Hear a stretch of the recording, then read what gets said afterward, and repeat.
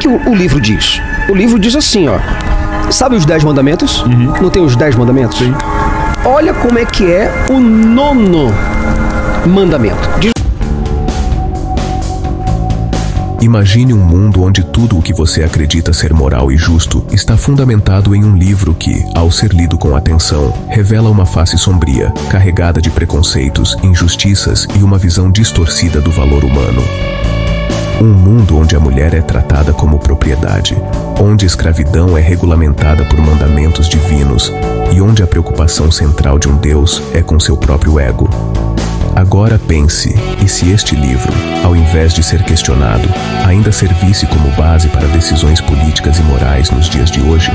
Será que os valores ali contidos sustentariam uma sociedade justa ou nos arrastariam para um retrocesso que ignora séculos de luta por igualdade e direitos humanos?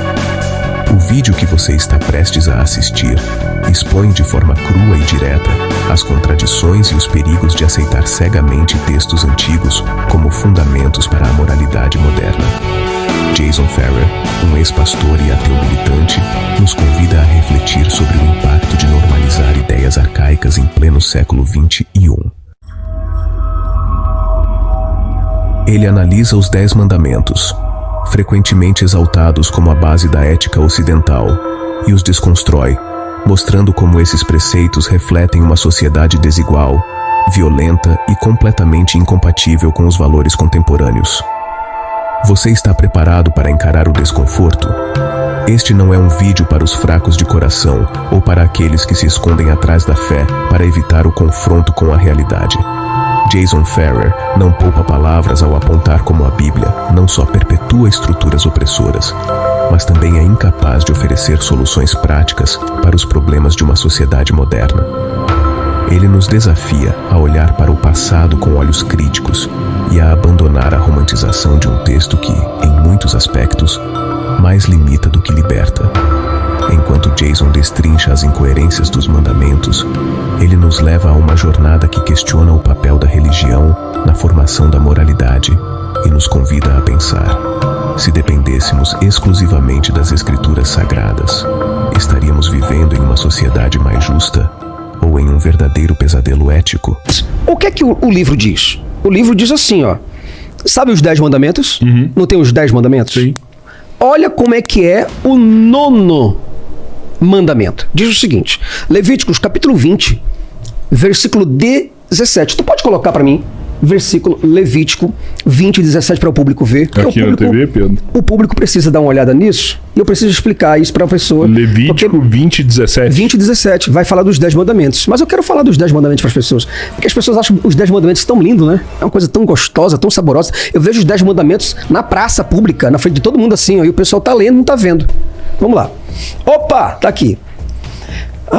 Levítico... Não, me perdoa, cara. Me perdoa, vai. É Êxodo 20, 17. Boa. Que loucura. Eu tava pensando nisso, ali, pô, acho que é Êxodo. Olha aí. Esse é o homem que conhece a Bíblia. Né? Vamos lá. Deixa eu pegar um pouquinho esse ângulo pra cá, porque eu não tô conseguindo ver pra cá. Não cobiçarás a casa do teu próximo. Vamos lá. Primeiro, calma, vamos ler devagar. Não cobiçarás a casa do teu próximo. Casa, em primeiro lugar. Segundo. Não cobiçarás a mulher do teu próximo, nem o seu servo, nem a sua serva, nem o seu boi, nem o seu jumento, nem coisa alguma do teu próximo. Vamos lá. Se vocês lessem esse texto, vocês compreenderam o teor da malignidade que existe nesse texto? Maligno? Você acha que ele é maligno? Olha ele aí, ó. Maligno. Não, mas você fala sobre o fato de não cobiçar nada da mulher, inclusive os escravos, não os apenas servos. Isso. Não apenas isso. Veja que a gente tá falando, não cobiça o servo, a serva, né? Veja que isso aqui é Você Deus. acha que nós devemos cobiçar? Não. Veja que a Deus... as coisas dos outros. Você cobiçar minha casa, minha mulher. Vamos lá. Veja que aqui é Deus dando mandamento só para homens. Para homens. Homens para homens. Não entra para mulher. Pessoas, não? Não. Para pessoas. Não. Se fosse para pessoas, deveria ter aqui, não cobiçará. A mulher não deve cobiçar o homem do outro. Não tem. É não cobiçarás a casa do teu próximo e a mulher do teu próximo. É o mandamento para homens, para que os homens pudessem gerenciar suas vidas e suas casas. Não é um mandamento para a mulher. Outra coisa, a casa está em primeiro lugar. A mulher vem em segundo.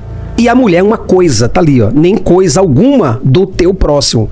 Entre todos esses utensílios que tem sido aqui, a casa é um utensílio, não é? É um bem ou não é? Sim. Pronto, a mulher está entre um desses utensílios. O escravo era um utensílio. O escravo não era uma pessoa, ele era apenas um objeto. Então, aqui tá deixando bem claro que todas essas coisas, cara, nem coisa, tá ali, coisa alguma do teu próximo. Então, quer dizer, se nem coisa alguma, isso quer dizer que ele dá um etc. Etc. Então, quer dizer que ele fala coisa, mulher, coisa é casa, coisa é boi, coisa é jumento, coisa é servo, escravo, escrava, certo? Tanto um quanto o outro, certo? Feminino, masculino, e nem tampouco as demais coisas. É pra não cobiçar nada do que do outro. Nada, É mas nada do que do outro. entenda o que Deus disse. Deus acaba de chamar a mulher de coisa. É uma coisa. Não, é pra não cobiçar nada do que é do outro. O que é seu, você que tem que construir por mérito próprio. É lógico que isso aí são outros tempos, né? A gente traz isso pro tempo atual. E como é que cara, você... isso aqui é valiosíssimo. E como é que você pra você consegue... virar pra um cara, pra um socialista e falar assim, mano, vai construir o seu. Você não tem que viver do suor da cara dos outros, não. É isso. Beleza. Virar pra um comunista e falar assim, ó, vai construir o seu. Você não tem que pegar o que é dos outros, não. Vamos lá. Vamos aplicar esse texto no dia de hoje? Como é que você faz para não cobiçar o meu escravo nos dias de hoje? Hoje a gente não tem escravos. Ah, então o texto não voga mais pro dia de Nós hoje. evoluímos. Você entendeu agora que... Não é graças a Deus. Graças ao Thor. Certo? Por qual motivo não é graças a Deus? Porque se fosse graças a Deus, estaríamos nesse sistema aqui ainda. Esse sistema diz para você não cobiçar o escravo. Aí como é que eu chego para os homens hoje, nesta mesa, e digo, homens, não cobice os meus escravos. Moisés deixou bem claro isso.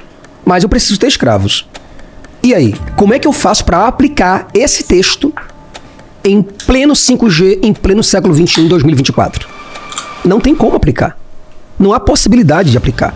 Exceto se você tira escravos e se você coloca a mulher em cima ou alguma coisa aconteça. Você tem que mudar o texto. Mas isso aqui é uma lei. E ela é uma lei perpétua.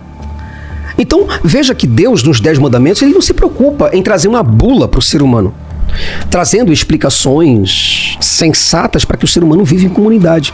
Não terás escravos, né? Dá formas de vida, mas não, Deus primeiro se engrandece. Não adorarás outros deuses diante de mim.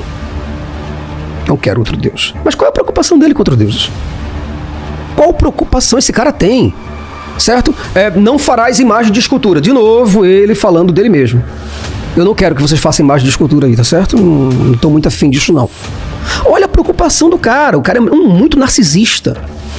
Eu tô falando do cara que desenvolveu e colocou isso aqui pra gente. Certo? Então quer dizer, cara, se você percebe que esse livro aqui ele não deve ser aplicado nos dias de hoje, porque se fosse aplicado daria cadeia. Cadeia. O nosso Código Penal e o processo penal, o nosso Código Civil, a nossa Constituição Federal, ela não pode se encaixar com esse livro. Não há possibilidade disso. Então, a gente precisa deixar o livro no tempo dele. Um tempo de Moisés. Moisés, um baita de um genocida. Hitler, Mussolini, fichinha diante de Moisés. Aprendizes do demônio. Certo? Por qual motivo? Porque esse cara, ele manda exterminar pai e mãe, irmãos e irmãs. Ele manda você exterminar teus amigos do peito, gente do peito. Ele diz, aí ele elimina. Corta o mal pela raiz. Eu sempre tive a sensação de que tinha um trabalho, sei lá, uma teoria da conspiração em que entidades estivessem agindo para descredibilizar a palavra, a Bíblia. E então não tem nada disso. A Bíblia hoje não pode ser utilizada porque se a gente segue o que está falando aí, para os costumes e o que a gente tem hoje como sociedade, o que tem aí são crimes. Então crimes. não precisaria de nada trabalhar contra a Bíblia. Ela por si só se extermina. A Bíblia por si só se extermina. Porque qualquer pessoa com bom senso, só precisa ter bom senso. Ele não vai obedecer a Bíblia, certo? Não vai ouvir vozes de Deus em canto nenhum. Vai ter uma vida psiquiátrica, uma vida neurológica sadia, certo? Uma saúde física, emocional, intelectual sadia, certo? Então, a Bíblia, ela é um livro para pessoas selvagens. Desculpe a todos que têm a Bíblia como palavra de Deus, mas nunca leram, certo? Eu acho que não é legal que a gente tenha esse livro como um divisor de águas ou esteja acima da nossa Constituição. Nunca. Isso não pode acontecer. Religião tá lá, no teu quarto, certo? Vai lá e adora teu Deus no teu quarto. Agora, você pegar a tua crença particular, criar grupos dele e levar essa tua crença particular, que não tem o menor subsídio teórico ou prático para a vida da sociedade, e fazer com que as pessoas engulam simplesmente porque vocês são a maioria? Não, isso não é ser humano. Todo mundo faz isso. Não, peraí, isso não é ser humano. Isso Até os ateus fazem isso. Tá. O que eu tô falando pra você é que a gente não tem um livro sagrado. A gente, muitas vezes, esses ateus que você tá falando, tá lutando por ideologias políticas. Não por causa de um Deus em nome do nada. Ninguém matou em nome do nada. Eu te mato em nome do nada. Questão de tempo. Questão de tempo matar em nome do nada? Questão de tempo. Tudo bem, você pode estar profetizando isso daí, né? É uma profecia. Pode ser É uma profecia. Nostradamus do podcast 13 Irmãos. Já tem pinta. Certo? Mas é isso, cara. Cada religião vai ter o seu fenômeno. É o fenômeno religioso. É a fenomenologia. Certo? É tanto espiritual, mental no caso, psicológico, mas é uma coisa que nós devemos ter em mente. Precisamos de humanização, não de religiosidade, do tal religare. Religar com o quê, cara? Qual foi o momento que nós fomos desligados? Religar é ligar de novo? Mas qual foi o momento que nós fomos desligados da história com Deus? Qual foi o momento que teu filho, quando quebrou teus 3 bonecos lá, ficou desligado de você? Perdeu amizade com ele? Nunca. Aí Deus perdeu amizade comigo simplesmente porque uma cobra que estava no plano dele, aí essa cobra foi lá, convenceu Adão e Eva a comerem de um fruto da árvore mágica, certo? Num país mágico, numa terra do nunca. E essas pessoas comeram e Deus sabia que ia comer. Aí Deus colocou lá, assim, por exemplo, tá aqui, essa aqui é a árvore do conhecimento do bem e do mal. Peraí, calma aí. Mas se é a árvore do conhecimento do bem e do mal, de onde foi que Deus tirou essa ideia do mal? Não havia pecado. De onde foi que Deus tirou essa ideia do mal? Já que Deus é perpétuo, Deus é eterno, perpétuo não, mas é eterno, Deus é perfeito, Deus é bom e Deus é imutável. Então de onde veio o mal? Silêncio no estúdio. Eu sei. Vamos lá. Ele veio, é a contraposição do que é o escuro, por exemplo. Não entendi. Desculpa, a O mal alusão que você fez. seria o escuro. O e mal? o escuro não existe. O que existe é a ausência de Vamos luz. lá. Agora vamos pensar sobre isso aí que você acabou de falar? Não é isso? Não, vamos pensar sobre o que você acabou de falar pra mim. Vamos só pensar agora. Se você tem entenda bem a minha expressão, todo o quarto está aceso, onde está apagado? Vamos lá, raciocínio lógico. Tá. Todo o quarto está aceso. Todo o resto que não está dentro do quarto. Não. Ele é apagado. Volte pro quarto, fique no quarto. Tá. Todo o quarto espaço é só o quarto. é só o quarto. Tá. O universo é só o quarto. Beleza. Todo o quarto está aceso, onde ele está apagado? Não tem nenhum lugar apagado. Todo o quarto está Você aceso. entendeu como é que o seu cérebro volta ao mesmo raciocínio que antes eu elaborei? Sim. Deus é tudo, não é? Sim. Pronto. Se Deus é tudo e é todo, e Deus é luz, onde é que estão essas trevas que você acabou de mencionar? Elas estão numa oportunidade. Não. Vamos lá. Não existe Até oportunidade. então, Deus porque é perpétuo. exatamente o que você falou. Todo quarto era luz. Era, Realmente, não, é. todo quarto é luz, então. É. E então não tem o mal. Ué, não, é só você trabalhar um Não raciocínio tem, lógico. não tem o mal mesmo. Então, é eu isso tô aí. concordando com isso. Ah, legal. Tudo pô. é luz, garoto. tudo é luz e não Gosto tem, assim. e não tem o mal. Eu Só, gosto assim. só que depois do momento. É a voz da morte. Né? Você já Não, Isso é viu, né? muito legal gosto esse meme. assim. Depois do Amostradinho. momento em que Esse você cara é lá de prova Pernambuco, velho. o fruto, é Lá que de surge o Pernambuco, mal, esse mano. cara. Como é que é o negócio? Depois que você prova o fruto, é que surge o mal. Não, é nesse cara, momento não. que surge a ausência da luz. Não. Até então, tudo realmente foi luz. Não. Vamos lá. Entenda bem. Se você agora colocar um objeto desconhecido no plano de tempo e espaço de Deus, é um corpo. Como é que é o nome daquela coisa, Daílson, que a gente coloca que o organismo não reconhece? É um objeto desconhecido? Como é que é? Que o corpo. Você coloca alguma coisa e o organismo rejeita isso.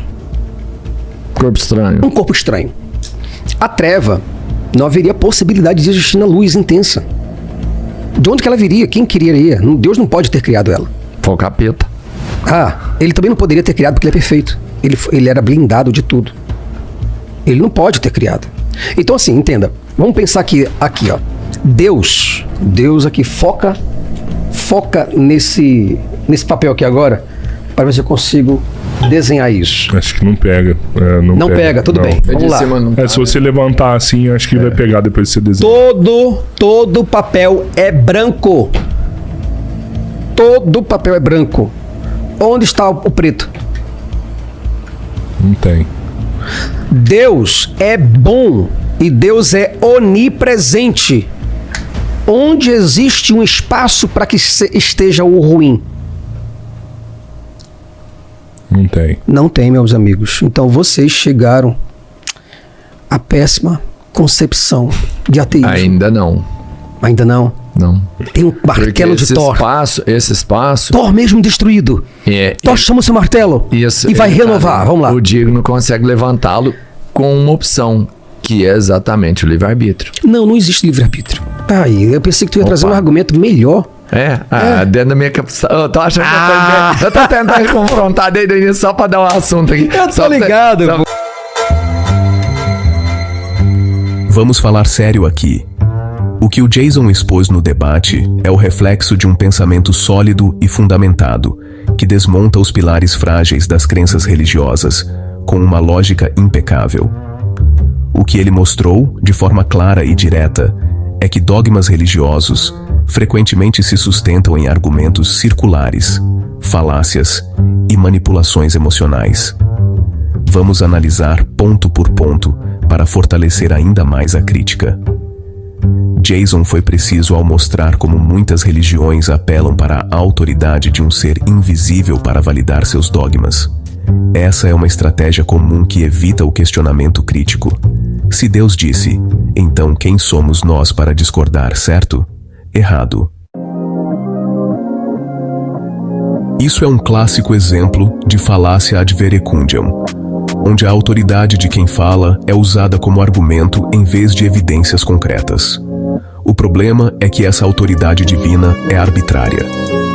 Como o Jason colocou, se Deus ordena algo imoral, como genocídios no Antigo Testamento, de repente isso vira moral, porque vem de uma fonte supostamente perfeita.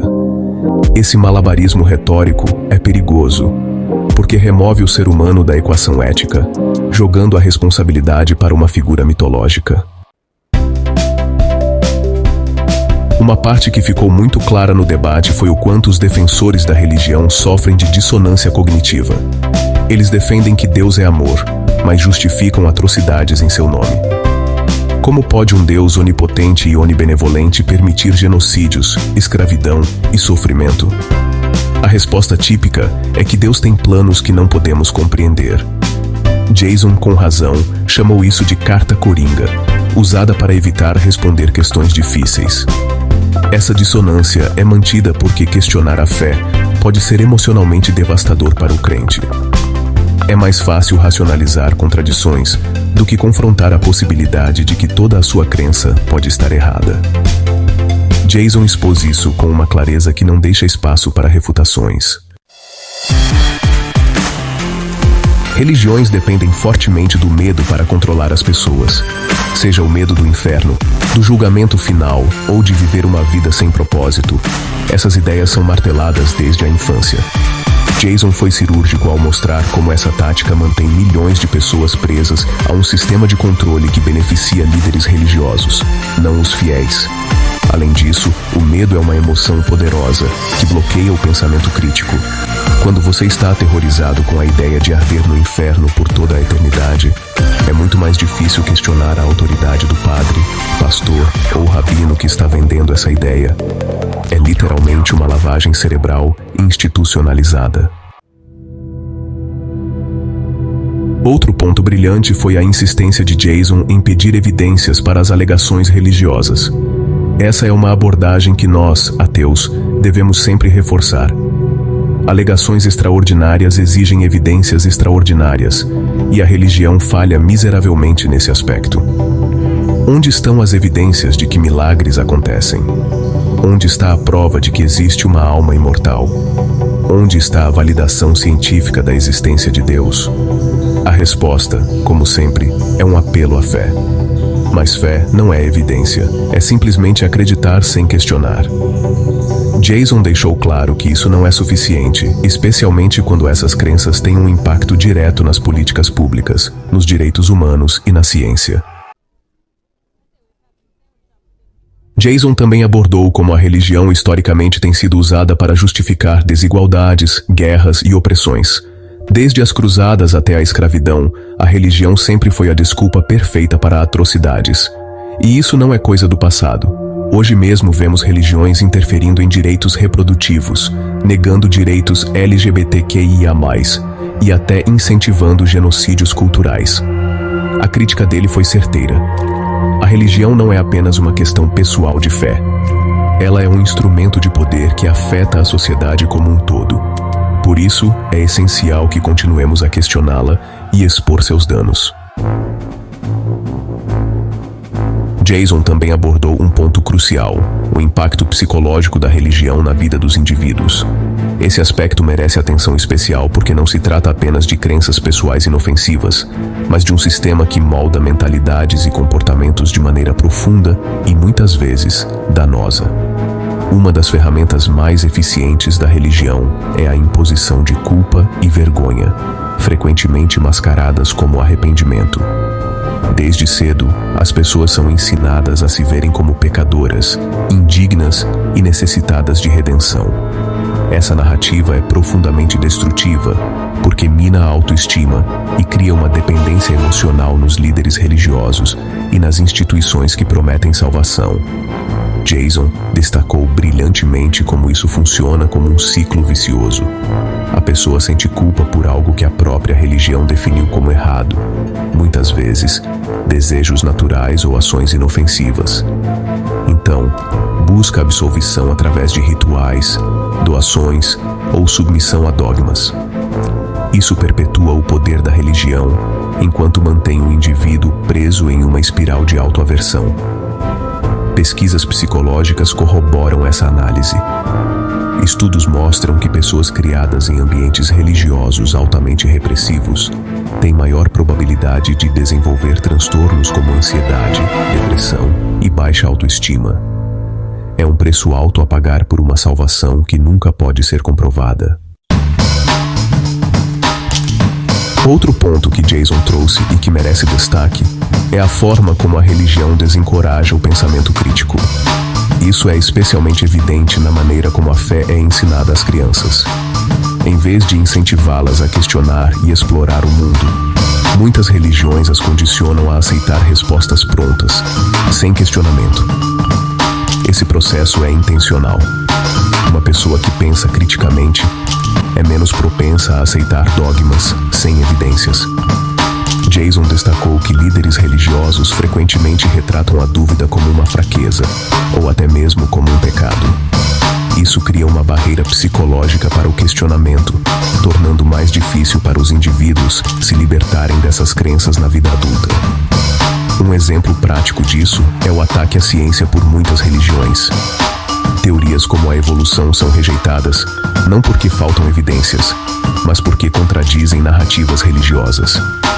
Isso é um retrocesso intelectual que prejudica não apenas os indivíduos, mas a sociedade como um todo, ao minar a educação científica e a capacidade de inovação.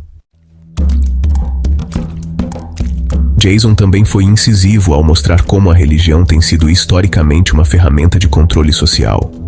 Essa relação é evidente em regimes teocráticos, mas também se manifesta de maneira mais sutil em sociedades aparentemente laicas. A religião molda leis, normas culturais e até mesmo comportamentos sociais, muitas vezes de maneira invisível. Por exemplo, a criminalização do aborto em diversos países é diretamente influenciada por dogmas religiosos. Essa interferência não é apenas uma violação dos direitos individuais, mas também uma imposição de crenças religiosas a toda a sociedade. Jason destacou que, enquanto esses dogmas permanecem intocáveis, milhões de pessoas sofrem as consequências. Além disso, a religião é frequentemente usada para justificar desigualdades econômicas e sociais. A ideia de que Deus ajuda quem cedo madruga, ou que os pobres serão recompensados no céu, serve para desviar o foco das causas estruturais da pobreza e perpetuar sistemas de exploração. Jason desmascarou essa retórica, mostrando como ela serve aos interesses dos poderosos. Outro ponto que merece ser aprofundado é a forma como a religião historicamente resiste ao progresso social e científico. Jason citou exemplos como a perseguição a cientistas durante a Idade Média e a oposição contemporânea a direitos LGBTQIA+. Essa resistência não é acidental. Ela é uma estratégia para manter o status quo e o poder das instituições religiosas. Jason foi muito claro ao expor como essa resistência não é apenas prejudicial, mas também hipócrita. Muitas religiões, enquanto pregam o amor e a compaixão, lideram campanhas de ódio e discriminação. Isso é particularmente evidente em países onde líderes religiosos têm grande influência política, como nos Estados Unidos e no Brasil. Além disso, a religião frequentemente tenta se apropriar de conquistas que originalmente combateu. Por exemplo, igrejas que hoje aceitam a teoria da evolução costumavam demonizá-la. Essa mudança não é um sinal de abertura, mas uma tentativa de manter relevância em um mundo cada vez mais secular.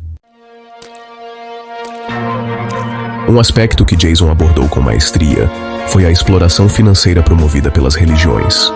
Desde o dízimo obrigatório até ofertas especiais, muitos líderes religiosos acumulam riquezas às custas de seus seguidores.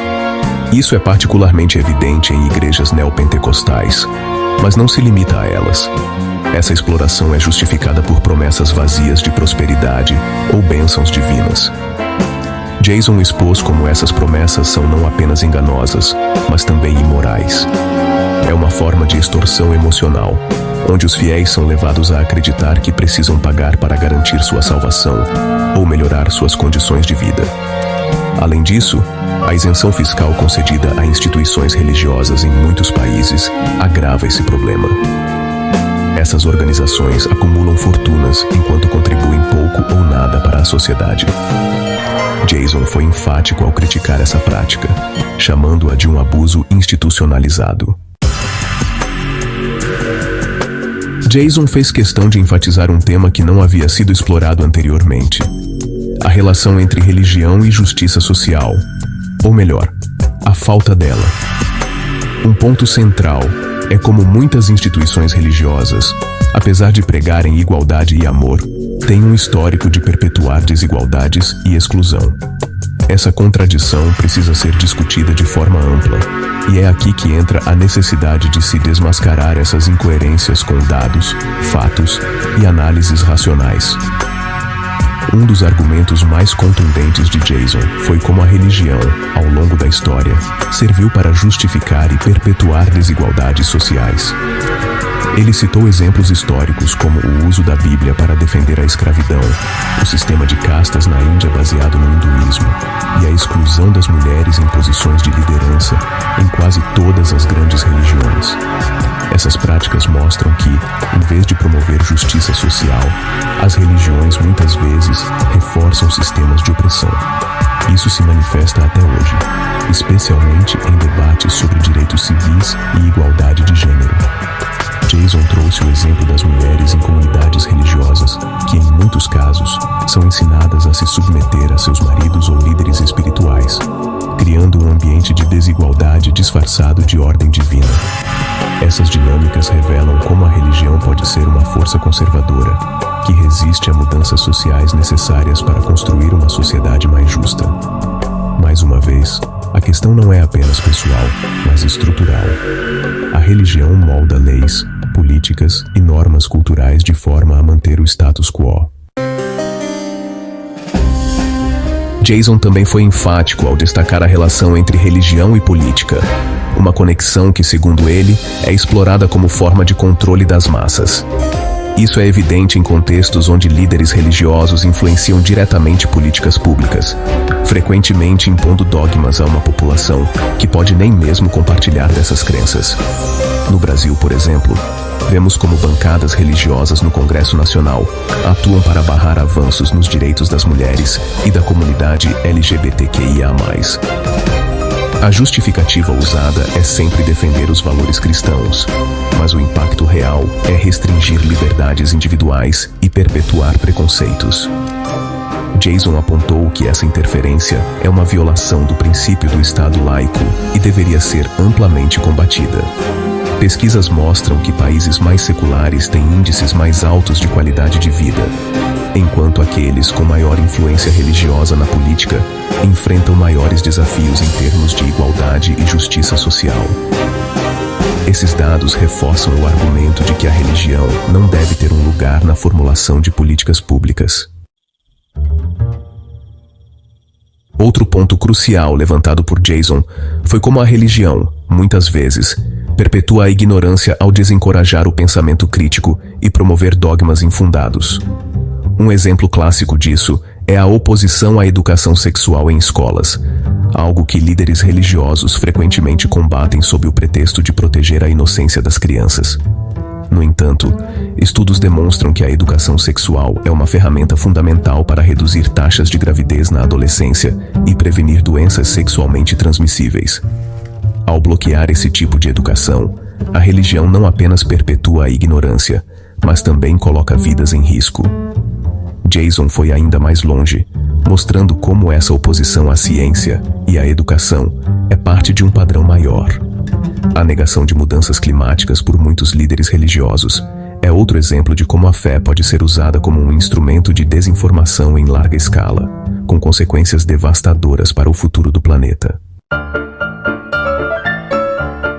Embora a religião ainda tenha uma influência significativa, Jason destacou que há sinais claros de declínio em sua relevância. Em muitos países, especialmente nas nações desenvolvidas, o número de pessoas que se identificam como ateias, agnósticas ou sem religião está crescendo. Isso não é apenas uma tendência demográfica, mas um reflexo de uma mudança cultural. As pessoas estão cada vez mais buscando respostas fora da religião, seja na ciência, na filosofia ou em suas próprias experiências pessoais. Essa secularização crescente é um sinal de que a humanidade está lentamente se libertando das amarras do dogmatismo. Jason concluiu que essa tendência é uma oportunidade, mas também um desafio. É necessário continuar promovendo o pensamento crítico, a educação e o diálogo para garantir que esse progresso não seja revertido.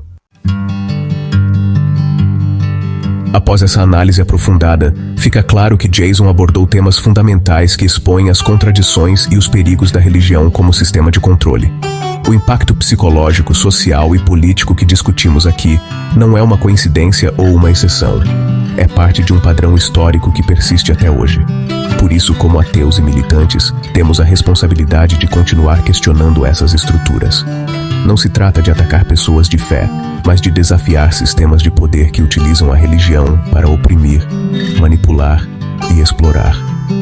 O futuro pertence àqueles que se atrevem a questionar, a buscar evidências e a construir um mundo baseado na razão e na compaixão. Isso exige coragem, mas, como Jason mostrou, é um caminho necessário para o progresso humano. Se você chegou até aqui, é porque se importa com a verdade e com a construção de uma sociedade mais justa. Por isso, quero convidar você a se inscrever no canal e fazer parte dessa comunidade que busca desmascarar os dogmas e promover o pensamento crítico. Compartilhe este vídeo com seus amigos, curta e deixe seu comentário. Vamos continuar espalhando essa mensagem e mostrando que é possível questionar e evoluir. Muito obrigado por assistir. E lembre-se, juntos, somos mais fortes nessa rebelião contra a ignorância e a opressão. Até a próxima análise.